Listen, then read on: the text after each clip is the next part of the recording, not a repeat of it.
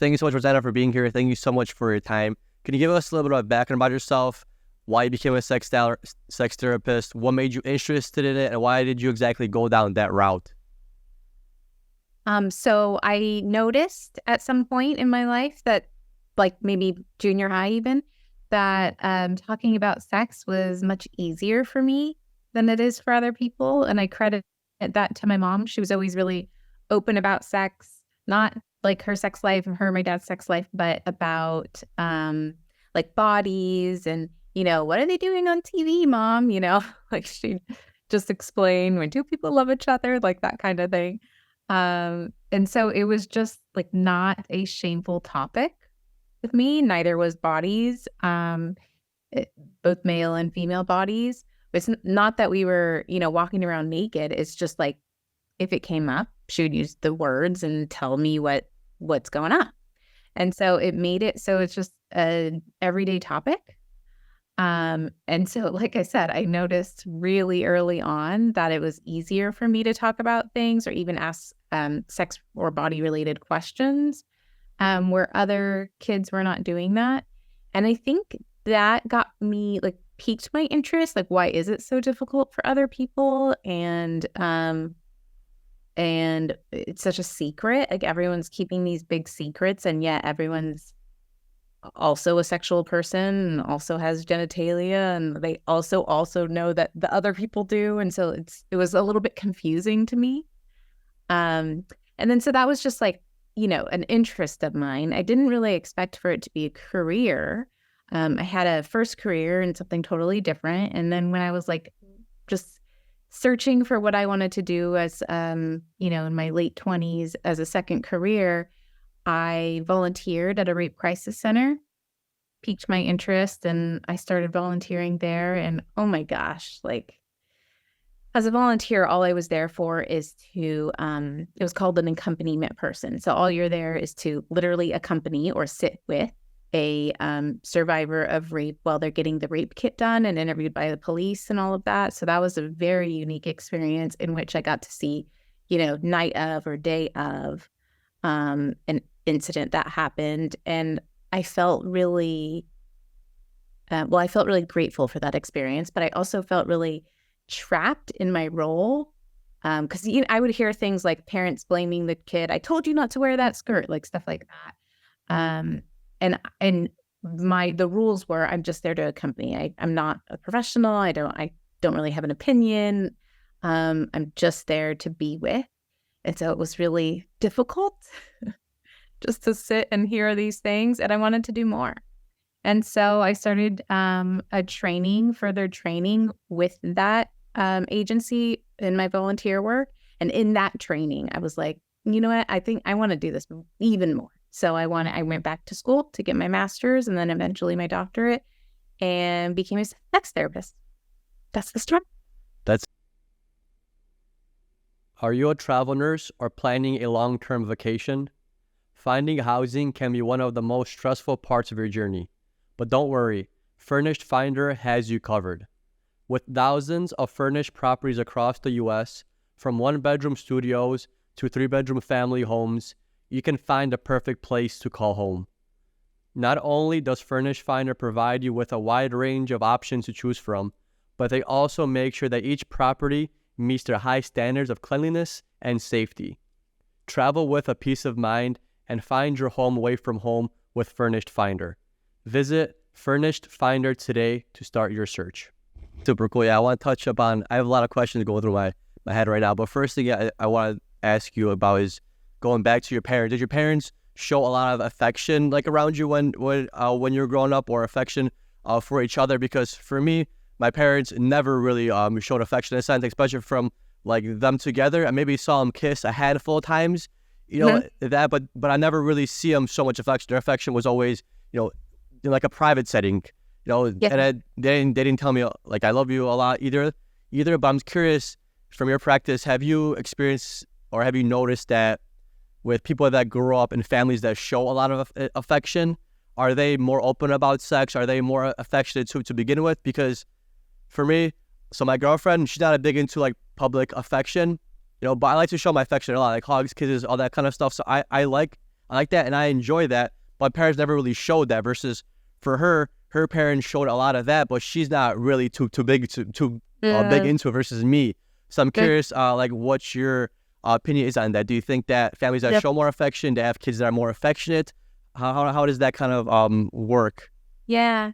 So what I grew up with was, well, I should preface it by saying my mom got pregnant with my older sister when she was 18, had her at 19. Oops, with my dad. And so I think she has told me, not I think, but she has told me that the reason she was so open about it was because of that experience, because she felt like had someone been more open with her and it wasn't so like, we don't talk about that, we don't do that, like that kind of thing, she thinks life would have been very different. That is why she did it. And then in terms of their affection, they're affectionate, like, sit next to each other on the couch. But when my mom would give my dad kisses in front of us, his cheeks turn instantly red. So he would get shy about it, which I only found like more adorable, right? But he would get shy about it, and my mom would like funnily try to be sexy, like, come here, give me a kiss, like that kind of idea. And he'd go like, oh my God. So that was so they'd like have fun with it, I guess is what I'm saying. But affectionate in the way that they sit by each other on the couch. But it's not like they're holding hands walking down the street typically, So, and more affectionate than some, less than others. And I think it normalizes for kids when you see in your home is often what you model in your relationships. But it sounds like in your girlfriend's case, not. Maybe she learned that was too much for her, or whatever it is. I don't know if that's, even as a couples therapist, I am unsure if your parents' levels of affection produces a specific reaction in kids. Again, it is a model, but it's not your only model. So I don't know how it affects.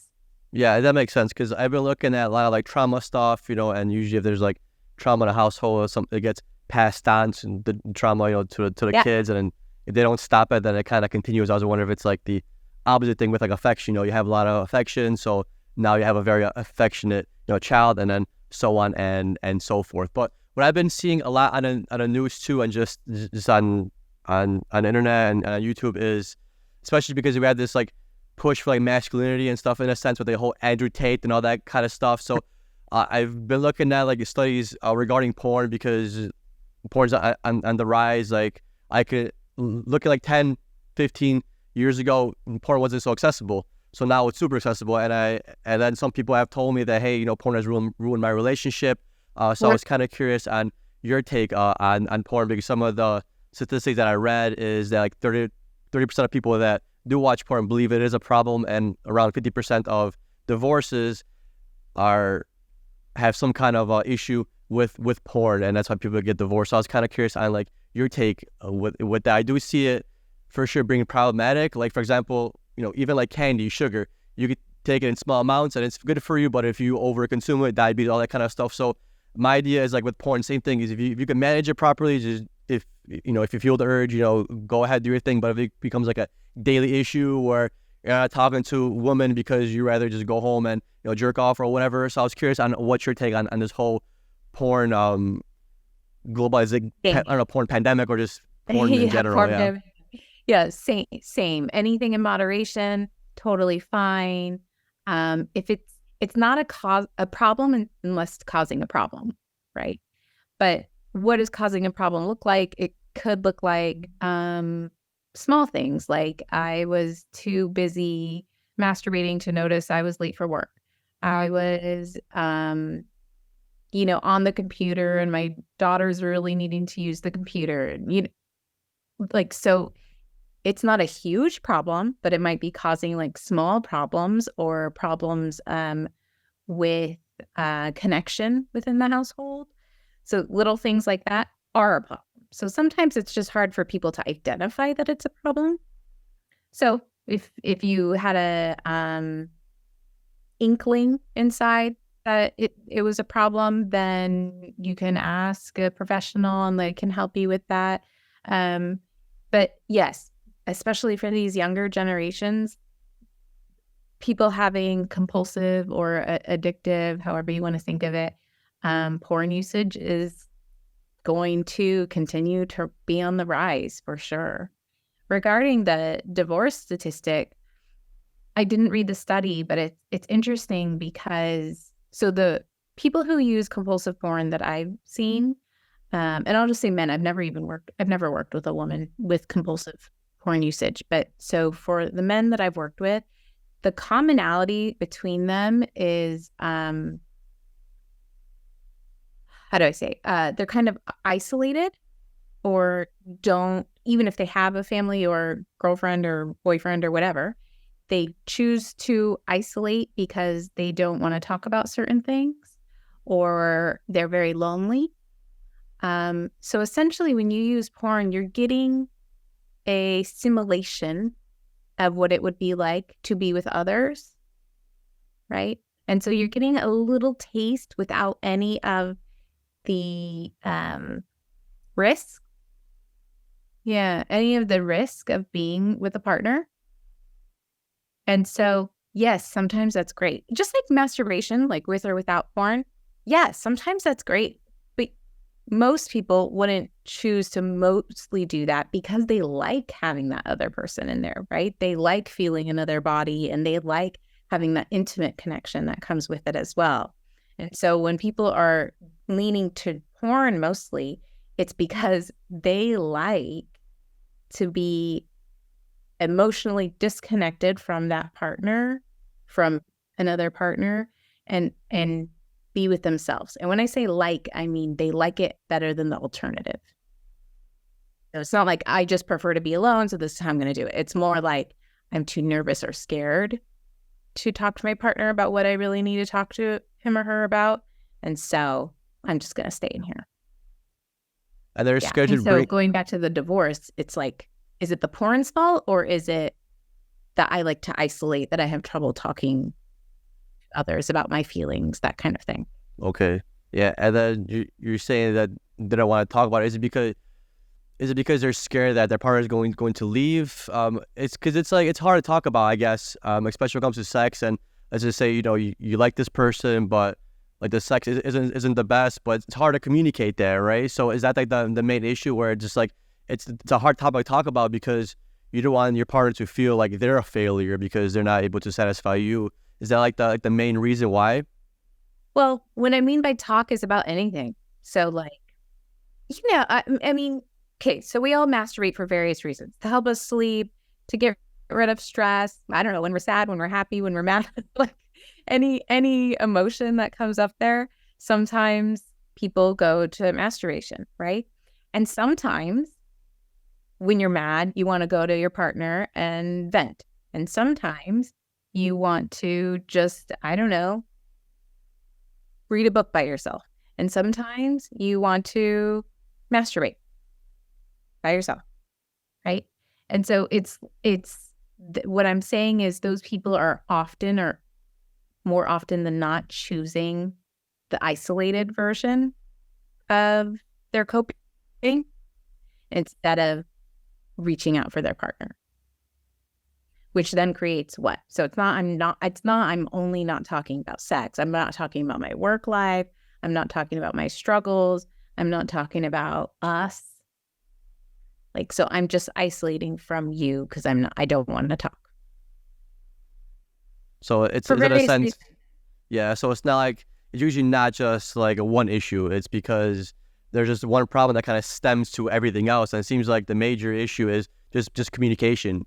When it comes to, work, responsibilities, just like life, just because I noticed like I have relationships too where people are together, but you never hear them like talk to each other. And it's like, if you're not, we're all sitting around here, we're all talking, but you're never talking like to each other. That definitely is going to trickle into everything, because when you live with somebody or you're with somebody, your lives are basically like commingled in a sense. You have to be able to talk about things, even though things that you are uncomfortable, because if you're not able to talk about those uncomfortable things, then everything necessarily is going to be uncomfortable. Every emotion is going to Everything. be uncomfortable. So do you think that so being a couples therapist, the main problem with people staying together is poor communication, not just like, not just like sex is the issue, so relationships are ruined. It's more like a communication kind of thing, right? It's communication, but it's also like the blame game, so like he communicates badly, she communicates badly, instead of like, okay, what do I need to do in my communication? So maybe when I'm telling my frustration, what I'm really doing is criticizing. How can I do that in a better way? Or when I'm sharing my frustration, what I'm really doing is yelling. How can I do that? How can I do it in a better way? Right. Okay. So So it's it's communication, but it's also a little deeper than that. It's not just like what you're saying, it's how you're saying it and where it's coming from. so just to make this clear, so it's like, for example, if like I have an issue, it's not only an issue with what my partner's not doing, it's also an issue with what I'm not doing, right? Totally. Okay. Yeah. Okay. Even if your partner is, small example, leaving their shoes in the hallway every single day of your life, and every day you say, can you pick up your shoes from the hallway every single day? It's also your issue because it's the way in which you go about it. It's the way in which you ask. Are you saying, I told you to pick up your shoes, right? Or are you saying, hey, we've talked about your shoes like 7 times now. Is there something I can do to help? Or like, what is it that we need to do here? That gives a better response than I told you to pick up your shoes, right? How is one going to react to the first one? How is one going to react to the second one? It's more of like an attack versus like a compromise in a sense. That's kind of how it comes out. Yeah. Yeah. Yeah. And then with your experience, have you noticed like a pattern of maybe issues that men struggle with and issues women a lot of times struggle with? For example, like I feel like a lot of men maybe struggle with more of the emotion side of things when it comes to relationships. So I was kind of curious, maybe like what women struggle with the most, or maybe what women struggle with the most, and what they, for example, need the most. Is there any kind of like commonalities that you have seen, or like a pattern? Mm-hmm. And so you're talking about not just sex, right? So it could be both. Uh-huh. It could be just sex or just because you also did a couple of therapy, right? Yeah, I do Yeah. both. So So I mean, in sex issues, men often struggle with performance anxiety or expectations around being masculine, essentially. So, I'm supposed to be assertive. I'm supposed to have a very hard erection. I'm supposed to have that erection immediately. I'm supposed to always want sex. I'm supposed to know how to ask for it or know how to get it.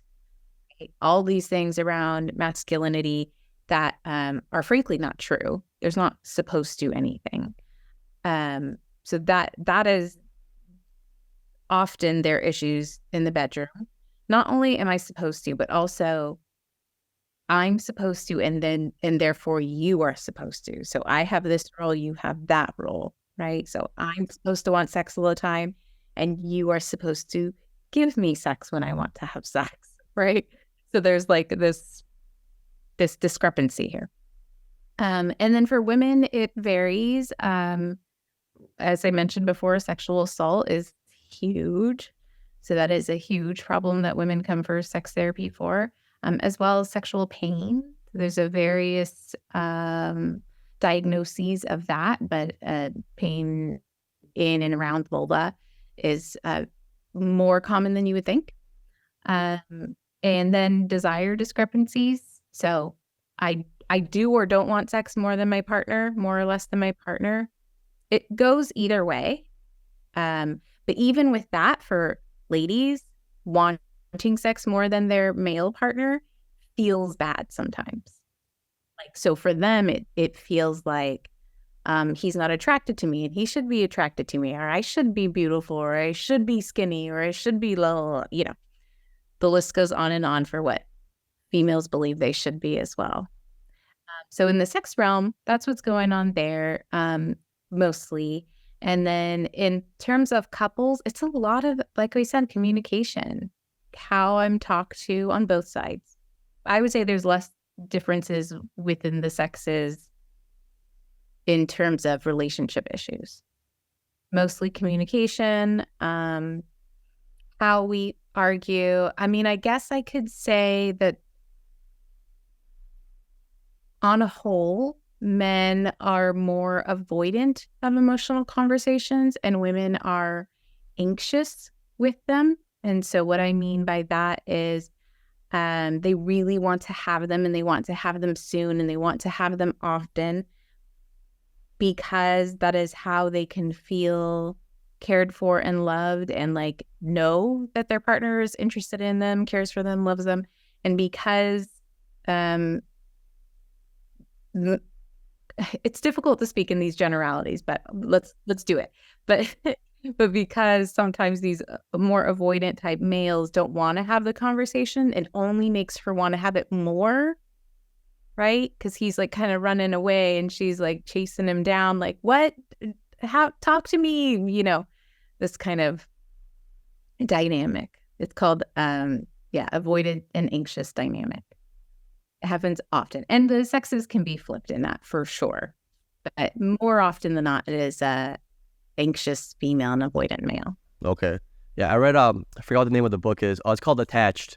And it went through it went through like the 4 different like relationship types. Attachment styles. Yeah. Yeah. So that was real cool. I know, it's hard to make generalizations, but does bad sex lead to bad relationships? Or maybe, and even how, let's just say I'm not satisfied. How can I talk to my partner to make my kind of needs known without making them feel bad? I mean, they're always going to feel like a little bit bad, like I completely understand, but how can I approach that situation for people that are struggling with? How can they approach the situation of communicating to their partner where, hey, can we maybe change some things up in a bedroom? Okay. So does bad sex lead to bad relationships? No. But it means some things.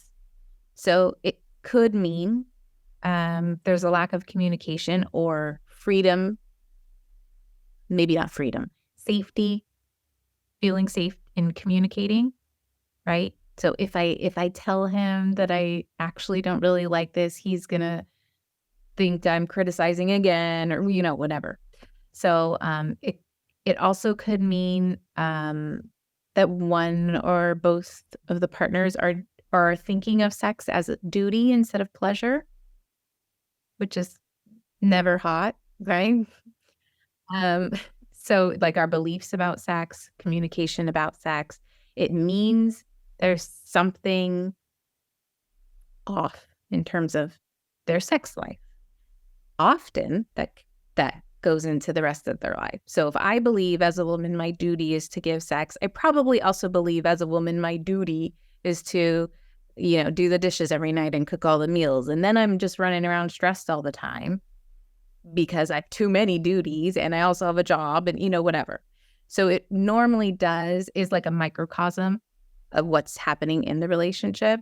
If I'm too afraid to tell my partner something because he'll think I'm criticizing him, then I'm too afraid to ask him to pick up his shoes because he'll think I'm criticizing him. So it doesn't mean bad relationship necessarily, but it probably is the same reasons why. Mm-hmm. So then, for example, if let's just say, in a relationship, you have a lot of sex in the beginning and then it starts to taper down. Does that kind of showing, hey, this might be something going on? Like, I understand there's like the honeymoon phase, but to say you're past the honeymoon phase and you're consistently having sex X amount of times and then slowly starts to taper, does that kind of signal that, hey, maybe there's some kind of disconnect going on outside of the bedroom and more with the relationship itself? Sometimes it also could mean like maybe we just need to talk about it. So maybe one or both of us are going through a phase or a season in life, like maybe we just had kids, maybe, and by just, I mean like a year ago is still like you're still getting used to those kids kind of. Maybe it's just really stressful at work. maybe I'm not feeling right in my body. Maybe I put on some weight, maybe whatever. Maybe I'm getting older and I'm just like, I don't know, stiffer and I don't like how it feels. Like, so essentially all it means is you need to have a conversation. So if you're in a phase, a dry spout maybe, or just less than you'd like, you just ask, like, hey, I noticed we haven't been having sex as often. Has it been bugging you? It's been kind of bugging me. Yeah, me too. I thought it was you. I feel like that happens a lot.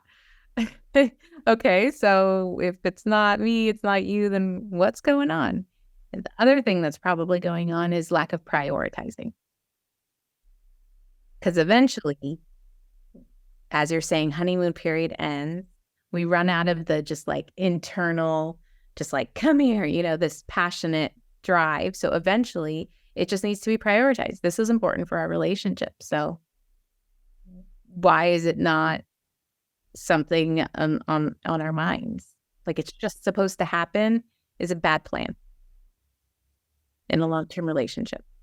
I'm not saying you have to schedule it every time, but also realize you make it happen. It's not just going to happen. And then you also brought up, you mentioned like having kids. How does sex change after having kids? How does that impact the sexual relationship? Because I've also heard like people at the gym, because I talked to a lot of guys. Sometimes they say like, ever since I had kids, like we stopped having sex, and then like 6 months later, you hear that they're divorced. So why does that change? Is it once, like you said, is it because of priority? Are they not making the time for it? What are some reasons behind that? Time is a big one, but before that, so starting with like pregnancy, sometimes men will have a difficult time having sex with a pregnant wife. Her body's totally different, right? Or even the mental of like, my baby's in there. Which of course they're not in contact with the baby at all, but like whatever, it's mental. So that happens sometimes. And then of course the healing process after you have a child, at least 6 weeks, you're not to have sex, but that's at least, right? So you need a doctor's clearance to have sex. And then after that, like the mother is going through so much, especially if they are breastfeeding. Although, of course, using your breast to feed a child is not sexual whatsoever, it makes your body feel sort of like a machine or a nurturing vehicle instead of like a sexual person, right? So it really changes along with hormones, breastfeeding and the hormones running through and this, little crying baby are really changing for the female, essentially everything about her sensuality. And then so for males, or even in a lesbian relationship, for partners of someone who just had a baby, there's less change, and there just is. They are also having hormonal changes, not physical, more because of emotions. Their hormones are changing as well, but not to the same degree whatsoever. And it isn't changing their body as much. They don't feel that. So from the pregnancy to early childbirth time, that's what's going on. Not to mention they're not sleeping for, I don't know, for 6 months or so. They're not sleeping really. And then you're right, prioritization. So what I would say to anyone who is in a couple who doesn't have kids yet, if sex life is struggling before kids, it's going to be 10 times harder after kids. So what you need to do to prepare is you can have your kids, but you have to get the sex life settled before. And then once you're both on the same page about what we like, what we don't like, and also when we like to have sex, how we like to initiate, that sort of thing. It's important to both of us. We're going to prioritize both it for both of us. Then you can have your children and rest assured that your partner knows it's important. You know it's important. We know we can get back there, is essentially. Once you have the skills to get back there, you can. And then you make it work. There are nap times. Yeah, for sure. Kids go to bed at like 7:30. Right, yeah. Yeah, but then you're ready to go to bed by like Yeah, you're ready to 7:45, go to bed too. Yeah. Yeah, that's why nap time is even better. I normally suggest nap time for new parents. Awesome. Yeah, I know we're really short on time, and I know you did work with a lot of trauma, women undergoing sexual trauma. How does sexual trauma completely change the view of sex for these people? Why does it get flipped upside down, and how do they sometimes perceive sex, and why is it so hard for them to being more in kind of not being more intimate, but how do you get them to be back to their more intimate self before the whole assault or the rape in certain cases? Yeah.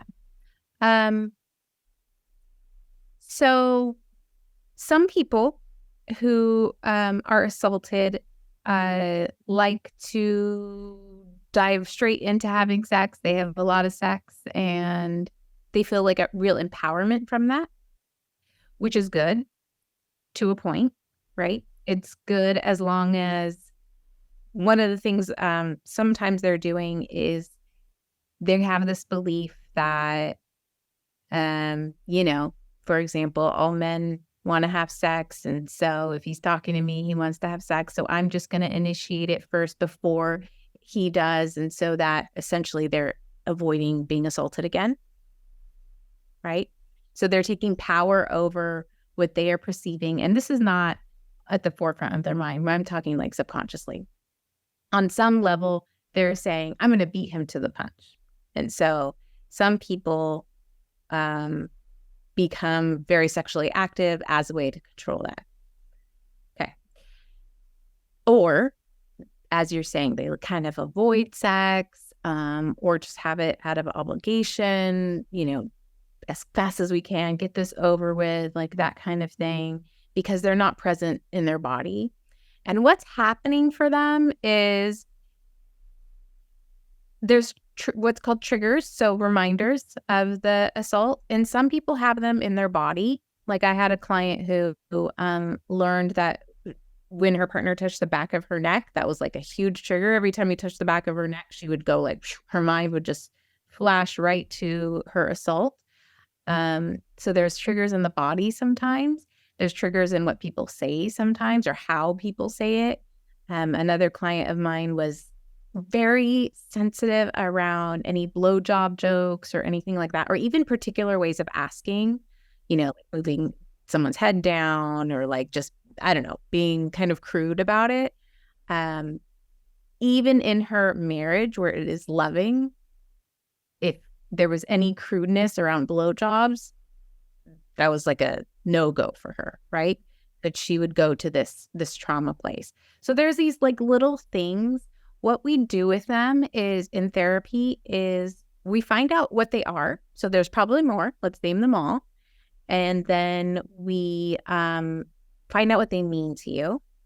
So, it means he doesn't really respect me if he's making these jokes about it, or it means I'm doing something loving and he's seeing it as whatever. It can mean a lot of things. So what meaning are you making? And then let's talk about if that's real. So is it true in this example that your husband, it doesn't respect you? No, he shows me every day, all day that he respects me, but sometimes he makes these stupid blowjob jokes. And I instantly go to this place of he only wants me for sex. Okay. Is that true the rest of the time? Right.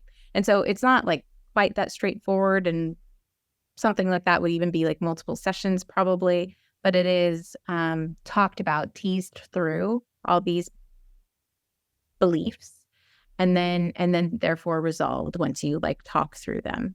Or in the body areas, you can do various techniques with them, like meditation techniques or guided meditations to remember what the body's telling you, what was the instance, and then what are the beliefs attached to there. Same kind of thing. And or you talk to your partner about them. I don't like these jokes. We could do anything, just don't touch me here. Simple things. Talk to your partner about them, and you learn grounding techniques. So when I am triggered, here's a totally new trigger. I didn't know this one existed. When I am triggered, what am I going to do? And then we'll teach a variety of different tools for that. My favorite one is like a simple motto. So I often use that was then, this is now. So in their head, they'll say, that was then, this is now. And just like put them, or like, I'm in my house, I'm safe. Like something like that. So little reminders. When they're triggered, they can set themselves back to where they are and the person that they're with, who they've chosen to be with. Did I answer your question? Yeah, it does. It definitely does. Like it varies for everybody. Everyone has like a different mode of the healing process. It's just like you said. It's breaking that connection with the trauma that you went through. Breaking that connection with what's happening now. In a sense, breaking that, like you said, when the lady with the hand on her neck, like breaking that association with it, so subconsciously, because it was a big traumatic event, so it left a really big impression, and now Yes. you have to do a lot of work to break that impression. A lot of times, when we're kids, some of the things that we picked up subconsciously growing up, and we worked with that trauma or whatever, it takes us a long time to get over it. Like, you've been traumatized for, let's just say, from age 5 to 10. That's 5 years of trauma that you went. It's going to take you, maybe even 5 years to get over that, to break that connection. So yeah, it takes a lot of deep work. And the crazy thing is being sexually assaulted and having anything to do in that kind of a manner. It's different than other trauma, because sex is supposed to be something that we're supposed to all enjoy, and it's one of the things that you share with your partner that when you go in a relationship, you don't really share with anybody else. And having that ability severed for potentially the rest of your life, that's different than seeing somebody get murdered or getting beat up, or, seeing your parents argue or domestic violence. That's different, because sex is something that's so intimate, it's so one-on-one, it's so physical and emotional. And that's like one of the most important things you could have with somebody in a relationship. Again, that's severed. It's super traumatic. Yeah, it's super traumatic. Absolutely. It's most private. You're supposed to be able to give it. It's not supposed to be taken, right? There is a lot to it that makes it. And as you're saying, it's more like eating or something. Like it's gonna be in your life, right? It's not like a shooting where, okay, like move if you can, of course, but like move or whatever. You can like avoid that. You can't really avoid it. It's in the media. It's like everywhere. Sex is everywhere. Yeah, exactly. Yeah. I mean, it's even in the workplace. Like, I'm curious, like for all the people that you see, do you see a lot of healthcare workers? Because working as a nurse, working in healthcare, like there's like sex going on everywhere. It's like a high stressful environment, and it just, people just use it as an outlet. It's funny because like every hospital that I worked at, even travel nursing, like there's always some kind of a sexual relations going on with some coworker, with someone going on in healthcare, all that kind of stuff. So I'm curious, like, your clientele, do you have a lot of healthcare professionals? I'm not sure if you could share that or not. I've had a handful of nurses, and doctors too, of course, therapists. But in terms of nurses, yes, but the issues that they were working on is not within their work, but what comes up for their work in their love life outside of work has been their exhaustion, right? And a place, especially after the pandemic, a place to go or to be understood with the exhaustion, but also with the trauma that they've seen and had to endure. And often they feel more emotionally disconnected from their partners because they just don't get it, especially after the pandemic. And they don't get it. And I don't get it. But, we can listen and help them feel more understood. But that has been really impactful on the sex life of nurses and doctors, is because when your partner can't understand what you are living in your day-to-day life, you feel emotionally disconnected. And if you feel emotionally disconnected, you're going to be feeling physically disconnected. They're connected. So it is very common for nurses, especially who have been through the pandemic, or even not though, just the exhaustion they feel is after such a long shift is also something that partners can't really understand unless they've been through similar. And I'm reflecting on when you said in the beginning of the show that people we're talking more about porn, where people who were watching porn as like an outlet. They want to go to sleep, they're tired, they're happy, they're sad, all that kind of stuff. And like I noticed a pattern like for myself is like to be honest, I do a 12-hour shift and I'm probably the most horniest after my shift. So what I do is I go to the gym because like I have so much stress at work, and you have to keep that bottled up because you have family there, you have patients, and you can't look stressed, you can't look scared. If someone's complaining to you, you can't get into argument because they're in a hospital. So it's like you keep so much bottled in all the time, where when I come home, I just want to release all that. And like the best way for me to release that is like either with sex or just with going to the gym. So usually I go to the gym because if I work night shift, if I come 7 o'clock in the morning, people are tired. So it's like I gotta do my own thing. So it's like a big outlet for nurses, like professionals. That's why I always tell people that are that tune to the show is go to the gym. If you're a nurse, you have to work out. You have to go to the gym because trust me, yes, you need some kind of outlet, because if you're super stressed and you come home and your partner's up and something happened, they burn the eggs, you're gonna explode for no reason. So just go to the gym and just get that out of your system, because absolutely, you could talk to somebody, you could explain, but they're not gonna get it. And luckily for me, I was born with the luxury of just being able to leave everything at the workplace. Like I just put on the mask and I leave it there. And this kind of sucks for women because they tend to take that baggage home a lot of times, and because women typically are more emotional, they hold on to things a little bit more. They really put their heart into things. That's why they're the best nurses. Like female nurses are a lot better than me when it comes to the emotional side of things, but they need that outlet. And it's just, like I said, I was lucky to be able to be born with this ability to just leave stuff there. Sometimes my girlfriend tells me it's because I don't care, but to a certain extent, I care. But then to a certain extent, I don't care. I don't care what happens when I leave. I care what happens when I'm there, but when I leave, I don't care, and that kind of sucks. When you leave, you trust the other people on staff. Technically, in a sense, yeah.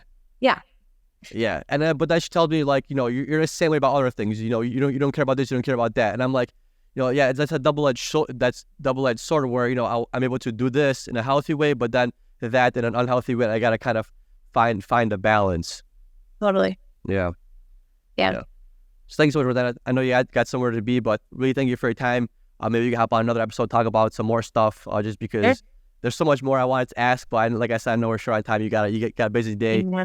So thank you so much. One more thing is, where do people find you if they want to ask you any questions or reach out to you?